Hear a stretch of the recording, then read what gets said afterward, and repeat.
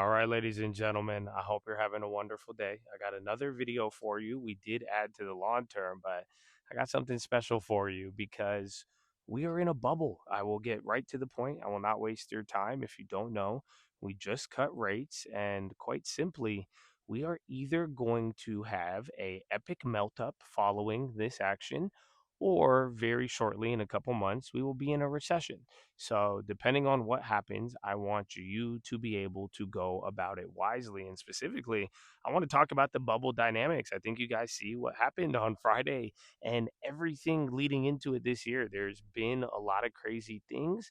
I would argue you know about it, but why I want to talk about it, because where we go from here, this is going to affect some of your guys' long terms. Believe me, you already lived through this. We're going to talk about it. So, I hope you're ready for it. I love you all. I think it's going to be an exciting video. I'm going to go do it in a tent since we in a bubble. I think even the last time I wore this one, man, this was a GME, son. So yeah, so let's go, man. I got no. It's going to take me a minute to open this. So we have a lot to talk about, Chad. Yeah, bro, this thing got like two zippers. I don't know. Did I show the video when the Chad was here last time? But oh yeah. So this is very culty. Oh yeah. So I don't know. But yeah, we're gonna all right here. Give me a minute. I kind of like this, but I'm kind of dizzy. Like I like the pacing around, but yeah. So let me just tell you what I bought for the long term before I pass out. Essentially sweet greens and Chipotle. And what I did different is that I went with half a deposit on each. So instead of buying one stock, I bought two, and both of these stocks, I don't think they are perfect. I actually think both of them can go down a little bit more. I think Sweet Greens is low quality and can drop a lot more. I think Chipotle is high quality, but it's underperforming. And really, the food sector, I mean, it's not really active. I mean, especially again with everything going on, the bubble, rate cuts, food in that industry, it's been underperforming. There's only been a couple of winners like pizza. But with that being said, I thought, the farmer never plants if he waits for perfection. And even though the small account has a lot now, our deposits are still small. I want to build dividends, but to even get that up, I would have to save for like another year. And then with rate cuts and everything going on, if we don't get an opportunity to add things at a low price, then if we do get that melt up, we want good quality, but I want to be aggressive about some of the deals that are on the table. And again, as long as we're using small amounts, that's kind of the advantage here. And even with this deposit, I grabbed 100 shares of Sweet Greens on the big account, and then like 25 of Chipotle on the big account. I think 5 or 4 on the Chipotle on the small account, and then like 20 or so shares of Sweet Greens on the small account as well. So it's all on Twitter and YouTube, but these aren't big positions. They're not going to threaten our lead like we've talked about. Again, even Intel, we've done good by saving and putting there as well, mixed in with everything else. So I like it a lot. And I think depending on what other opportunities we get, if those names we just bought go lower, we could build around them. If they go higher, half a deposit can turn into a deposit, and then we could still focus on all those other names that we like. I even talked about it over the weekend. I like Bud and Tap. They're kind of on my list now as like a dividend value name. I don't think they're a diamond. I think NBO at a 4% yield is our diamond, but until then, I'm still hunting. I don't think we have found it. The UPS, Target, those are really good on the list. Target's even looking a lot better with having a high yield, lower price, almost about to hit a new price of the year, and it has a stable divvy. So this is where we're at with it, but I thought this would be a good start, and now we still don't have cash. But it's been a good year, and now let's talk about the bubble, because I think some of you guys are about to get tempted, and we've done very well this year. But if you're going to compare it to crazy quantum and nuclear and all that, you may be tempted to add some of these things. And just remember, think for 10 years. And like I was saying at the beginning, you guys have already lived through this. A lot of what you're experiencing right now, just like the EV stuff, just like the solar stuff that you experienced at the beginning of like 2021.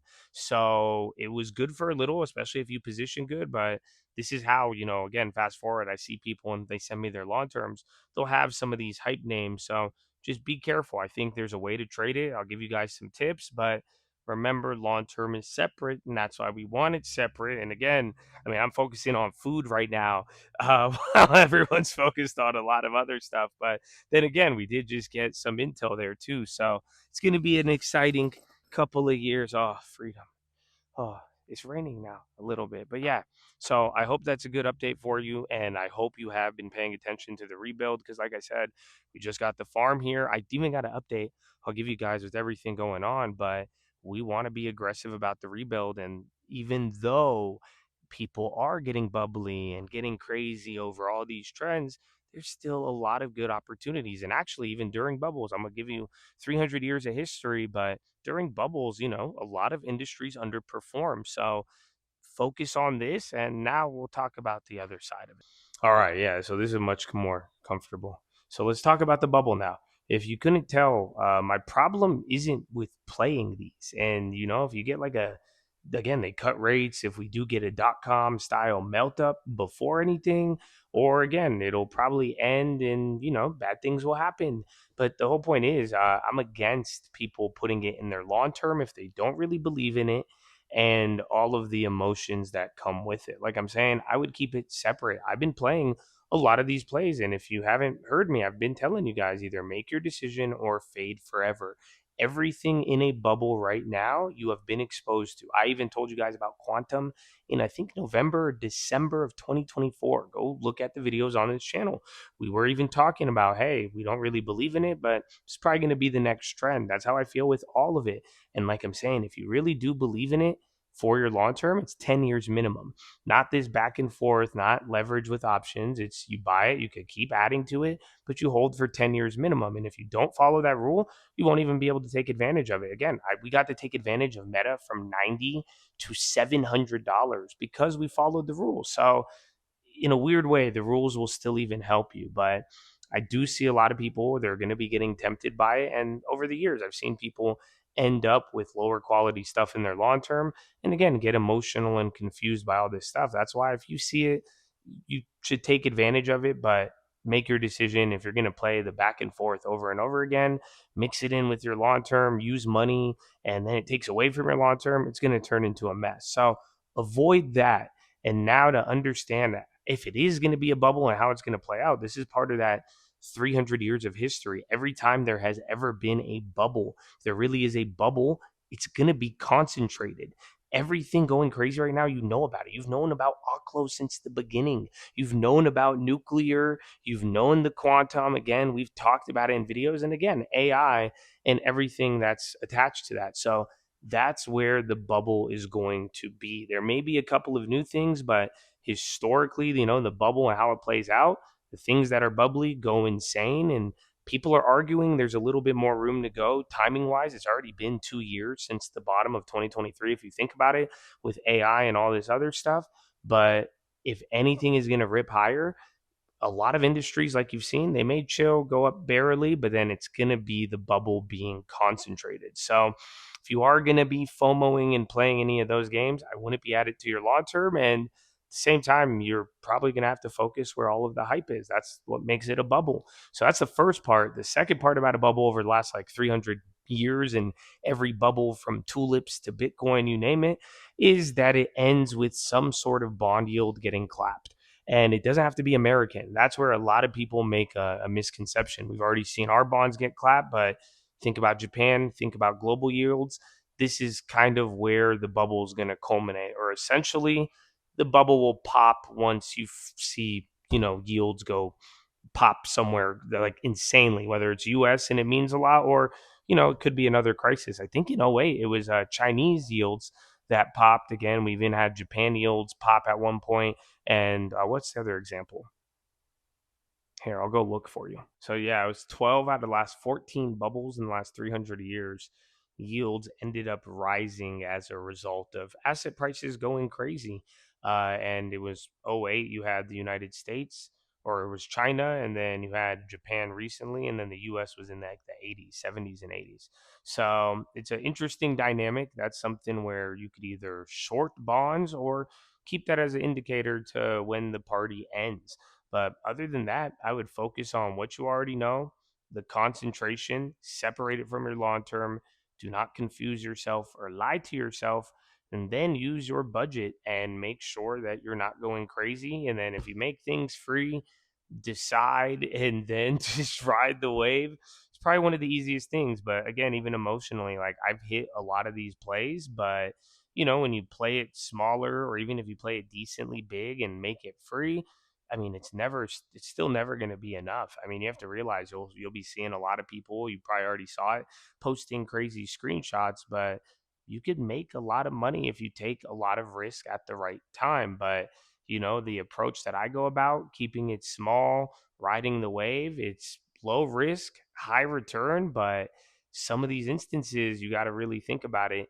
It's you're probably still never going to be satisfied. And that's why I'm saying the back and forth over and over, that's where you got to just watch yourself and really, have your goals. And two, if asset prices go crazy, if you did hit something big, think about the exit, and the exit should be real estate or, again, an asset bigger, or put it to your long term. So I hope this helps. I hope you guys are all building your long term. I hope you're being wise. And again, we got a couple more years. And like I'm saying here, just quite simply, with even the Fed and how things are lining up, I told you guys I'd give you these updates, and the rate cuts are important. We're entering that day 365. It's looking dramatically different. It's probably going to be higher. It's already been a lot higher. But again, if we don't have a recession or anything negative materializes in the next couple of months as a result of the economy, consumer overheating, then you're probably going to keep melting up a lot more because, again, conditions are getting eased up. And then vice versa, if the next couple months, if this does overheat, we may have a pullback, and then it'll be interesting coming into the next couple of years. But remember, think 10 years minimum, and there's always opportunity. Again, even whether it's bubble or not, even while everything in the concentration goes crazy, there's historically a lot of industries underperform. There's going to be opportunity. And even though things may go crazy for a couple of years, like I said, you guys lived through this. You got to even miss out of other bubbles, and it sucks for a little bit. But if you are in the market and you're sticking to a plan, I mean, it's so easy to maneuver around it and still end up well. And like I'm saying, nothing lasts forever. Things always change in their cycles.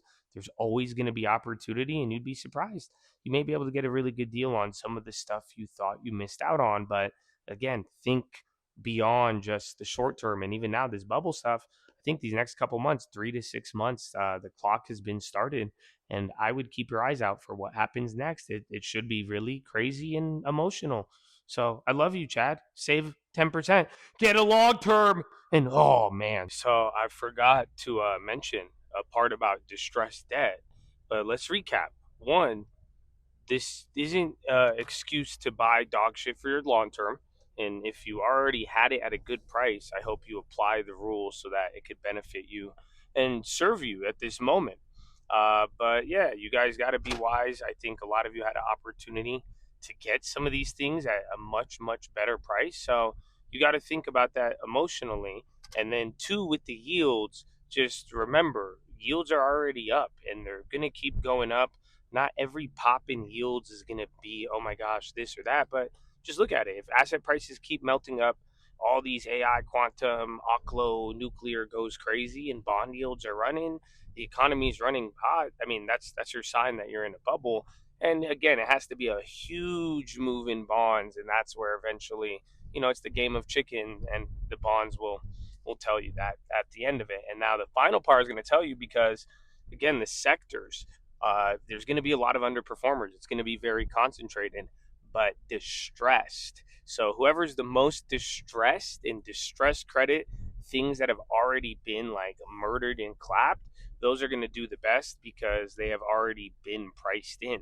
So it's not going to be every underperformer. Again, some small caps may benefit off of rate cuts and the bubble and everybody going crazy, but the ones who have the advantage during bubbles are the things that are really distressed. Again, the example is Russia in the 80s, and I think some people are looking for Brazil now.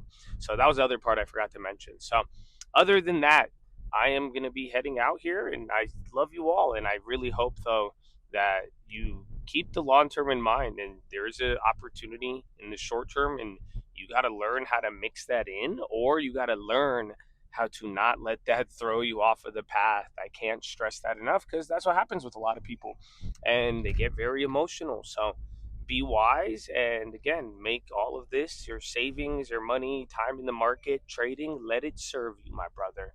And God is good. Peace.